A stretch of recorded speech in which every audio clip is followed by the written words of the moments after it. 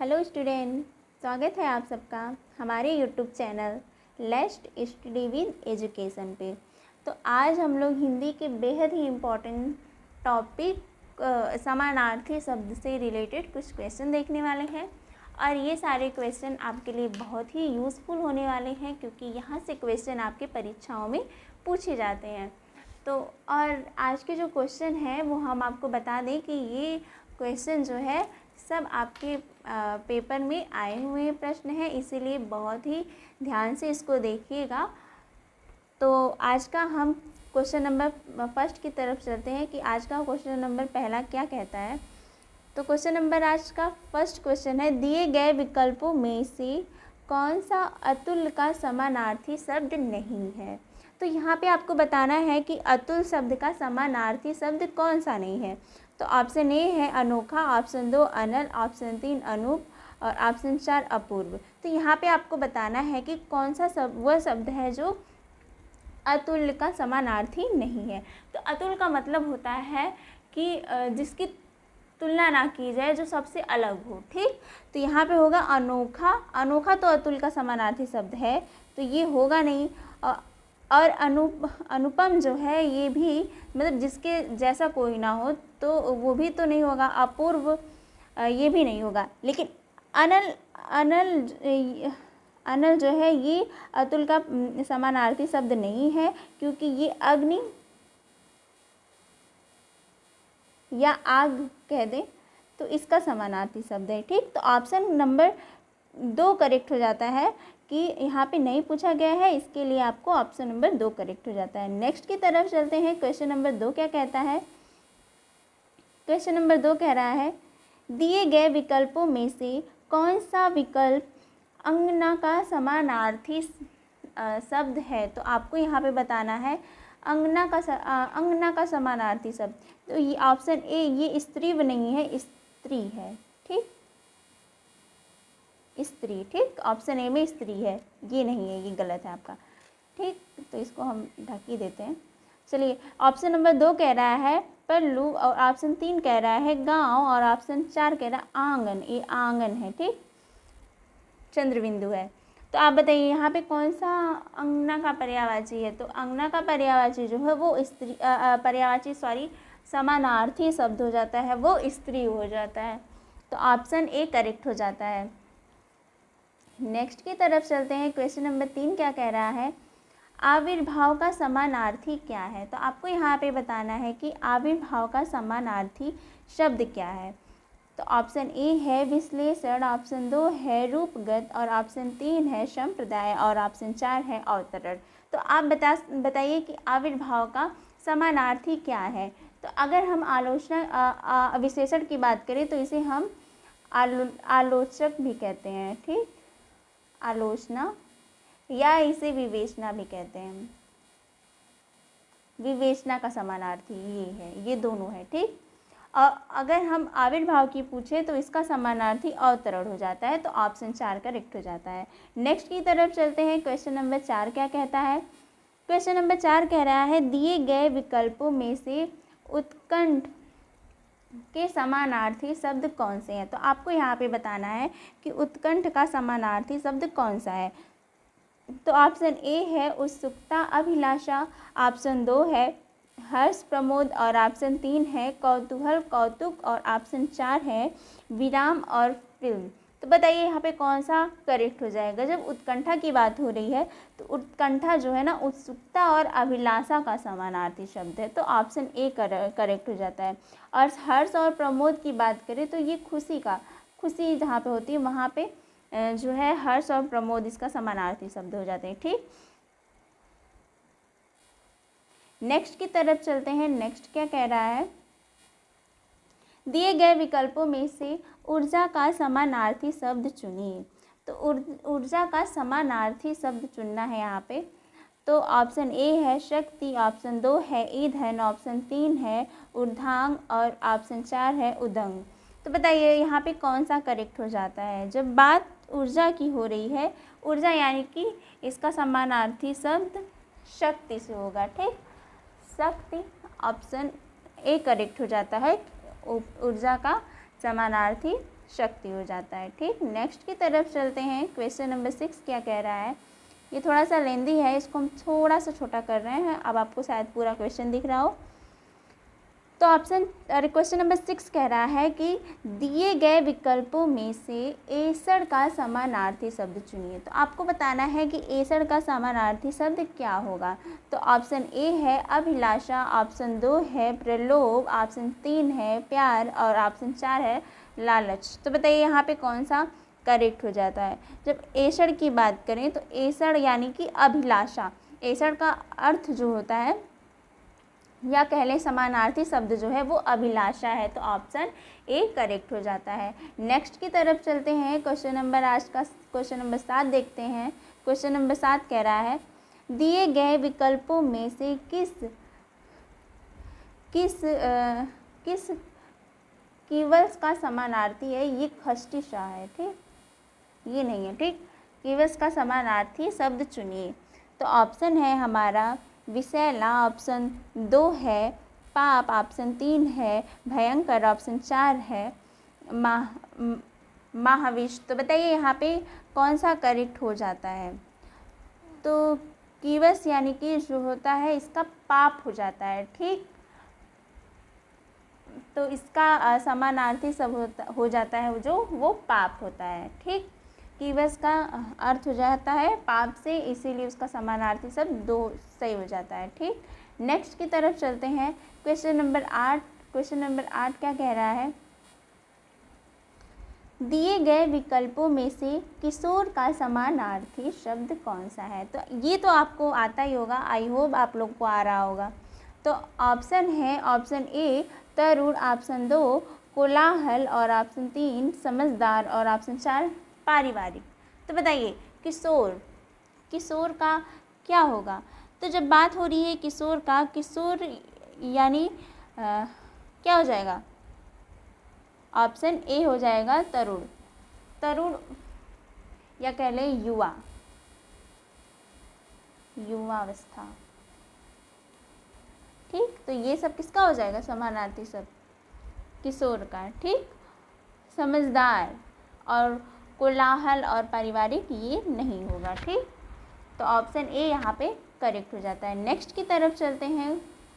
Question number 9 आज का क्या कह रहा है, निम्नलिखित में से कौन सा कोकिला का समानार्थी नहीं है। यहाँ पे आपको बताना है कोकिला का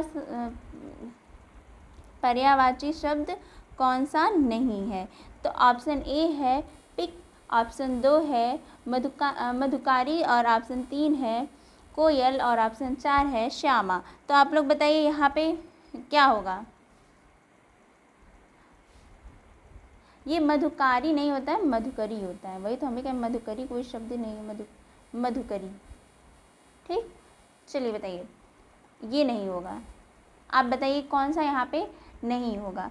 तो ऑप्शन बी जो है ये यहाँ पे मतलब ऑप्शन 2 यही मधुकरी जो है ये कोकिला का समानार्थी शब्द नहीं है। बाकी कोकिला का पिक भी होता है, कोयल भी होता है, श्यामा भी होता है। ठीक, कोकिला का अर्थ ही होता है कोयल। ठीक, इसीलिए अच्छा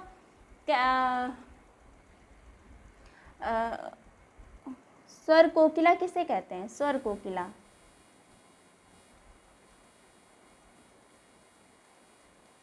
स्वर कोकिला के नाम से किसे जाना जाता है, ये आप हमको कमेंट बॉक्स में बताएंगे कि स्वर कोकिला के नाम से किसे जाना जाता है। ये लोग आप लोग कमेंट बॉक्स में ज़रूर कमेंट करिएगा कि स्वर कोकिला के नाम से किसे जाना जाता है। ठीक, नेक्स्ट की तरफ चलते हैं। क्वेश्चन नंबर 10 आज का क्या कह रहा है। क्वेश्चन नंबर 10 की तरफ चलते हैं। दिए गए विकल्पों में से के हरि शब्द का समानार्थी शब्द कौन सा है। तो के हरि को बताना है आपको। तो ऑप्शन ए है हरिण, ऑप्शन 2 है कपि, ऑप्शन 3 है मतंग और ऑप्शन 4 है केसरी। तो बताइए कौन सा यहाँ पे होगा। कपि का समानार्थी की बात करें तो ये बानर से हो जाएगा, बंदर या वानर।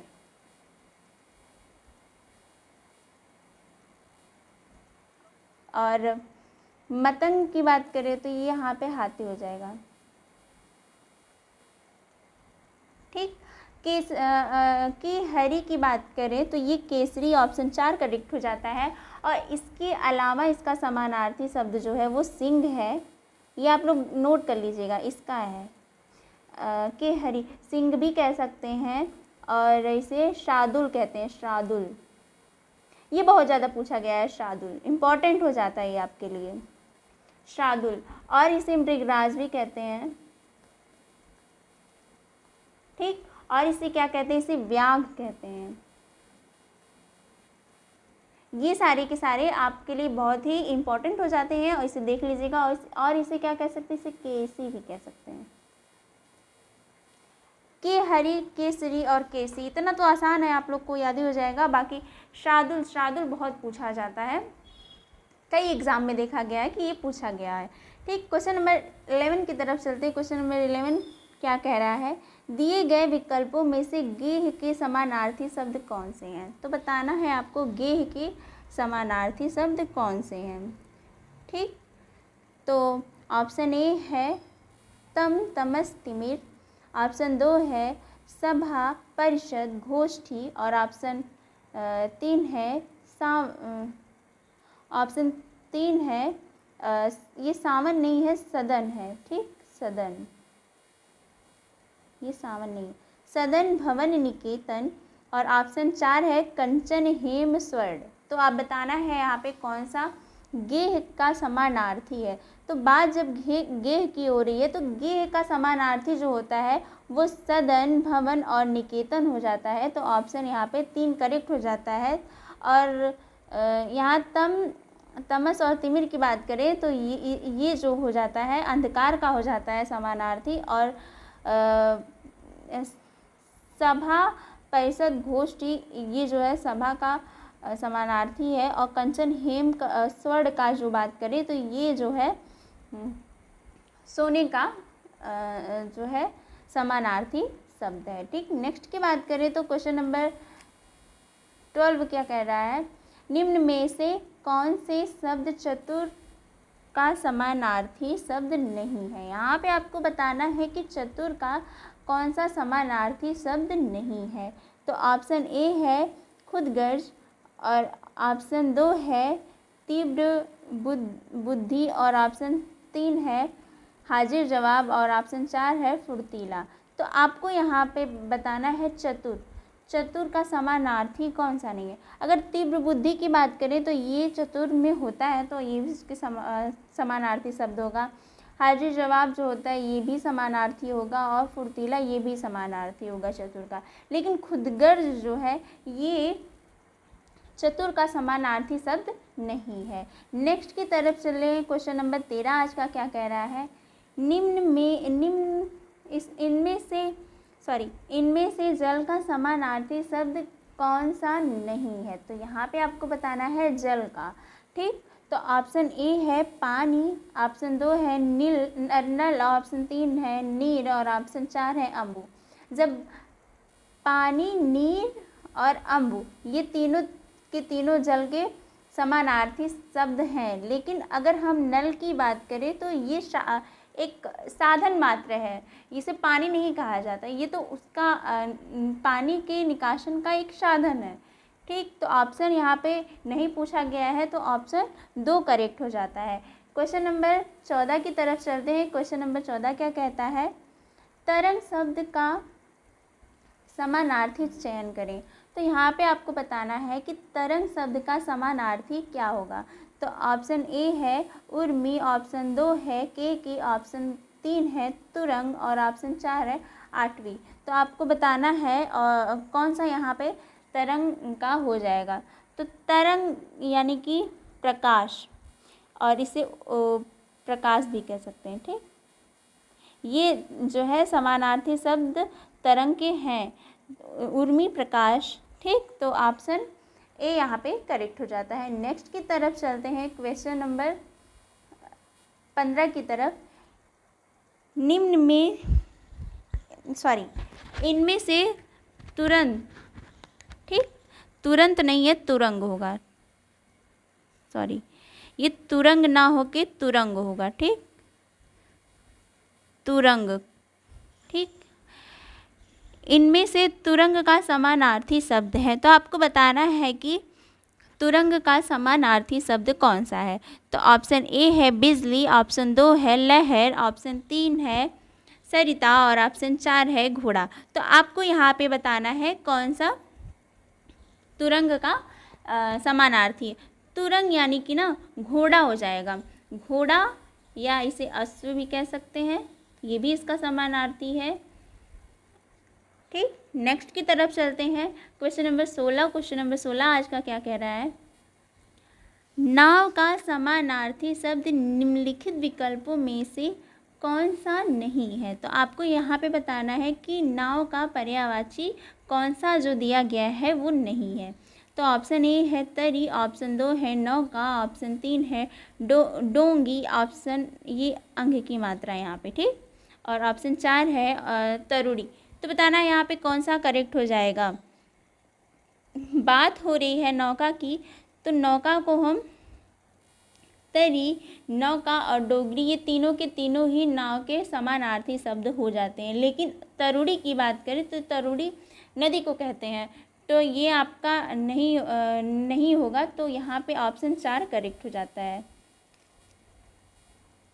नेक्स्ट की तरफ चलते हैं। क्वेश्चन नंबर 17 क्या कह रहा है, नवनीत शब्द का समानार्थी निम्नलिखित में से कौन सा है। तो यहाँ पे आपको बताना है नवनीत शब्द का समानार्थी कौन सा है। तो ऑप्शन ए है नया चांद, ऑप्शन 2 है ताज़ा मक्खन, ऑप्शन 3 है गृह, ऑप्शन 4 है जल। तो बताइए यहाँ पे कौन सा करेक्ट हो जाएगा। नवनीत, नवनीत की बात करें तो यहाँ पे कौन सा करेक्ट हो जाएगा। अगर जल की बात करें तो इसका समानार्थी नीर है, अम्बु है, नीर है, अम्बु है और पानी है, ये इसका समानार्थी शब्द। गृह की बात करें तो गृह का हो जाता है सदन, सदन, भवन और निकेतन। ठीक, तो यहाँ पे गृह का समानार्थी शब्द है। और नवनीत की बात की जाए तो नवनीत का जो होता है वो ताज़ा मक्खन होता है। ऑप्शन 2 करेक्ट हो जाता है। नेक्स्ट की तरफ चलें। क्वेश्चन नंबर 18 क्या कह रहा है, दिए गए विकल्पों में से नम्रता, ठीक, नम्रता का समानार्थी कौन सा है। तो ऑप्शन यहाँ पे 3 ही दिया गया है और यहाँ पे एक ऑप्शन यहाँ पे आप लोग जोड़ लीजिएगा। एक सेकेंड, थोड़ा सा बड़ा करते हैं हाँ, क्वेश्चन नंबर 18 यहाँ पे चौथा आप लोग जोड़ लीजिएगा। चौथा जो ऑप्शन है वो होगा विनीत।